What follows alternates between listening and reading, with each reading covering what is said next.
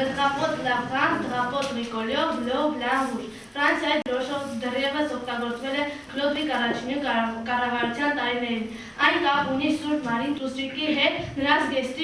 Ալավերդու արհեստագործական պետական ուսումնարանում ինտելեկտուալ խաղ է անցկացվում։ Նմանատիպ միջոցառումներ ուսումնարանում հաճախ են կազմակերպվում, սակայն այս մեկն առանձնանում է իր ֆորմատով։ Ինտելեկտուալ խաղի կազմակերպիչները հայոց, ռուսաց եւ ֆրանսերեն լեզվի ուսուցիչներն են։ Խաղն անցկացվում է 3 լեզուներով։ Քանի որ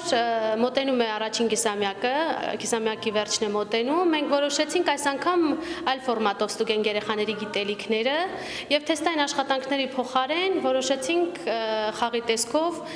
հարցերի միջոցով եւ մեր ժյուրիների իրենց ընկերների մոտ ստուգել երեխաների գիտելիքները խաղ վիկտորինայի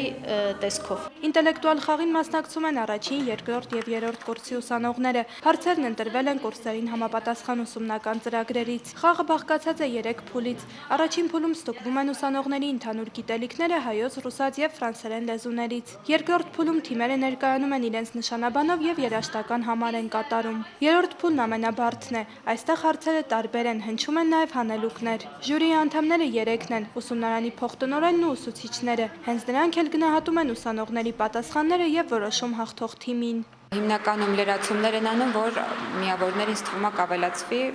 խաղը նաև նախատեսված է մեկական երգ պիտի ներկայացնեն երեխաները, սա էլ կօգնի, որ միավորները ավելի լավ լինեն, որտեղ ունենք շատ լավ տվյալներով երեխաներ։ Թեմաները նախորոք իրենց ուսումնական պլանով ինչքան որ անցել են, այսինքն առաջի կուրսերը 3 ամսվա ընթացքում ինչ որ սովորել էին, այդ ամեն ինչի համար իրանք արդեն պատասխանում են։ Սրանով ուսուցիչները, նաև մենք տնօրինությունից լավ գիտակցում ենք երեխեքը ինչքանով են կարողացել իրենք ընկալել, հասկացել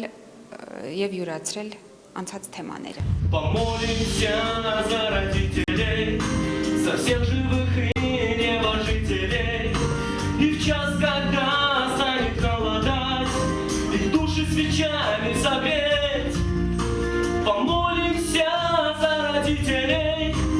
ангелам нашим хранителям, помолимся и когда-нибудь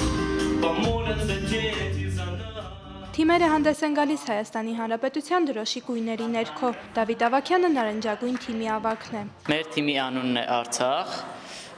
Մենք եւս որոշել ենք մեր թիմով այդ անունը,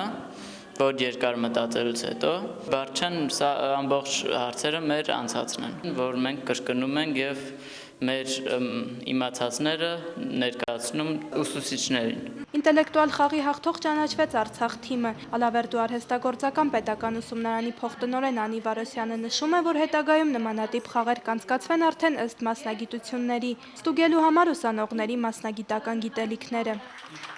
Էմմա Պետրոսյան, Արման Տիտանյան, լուրեր։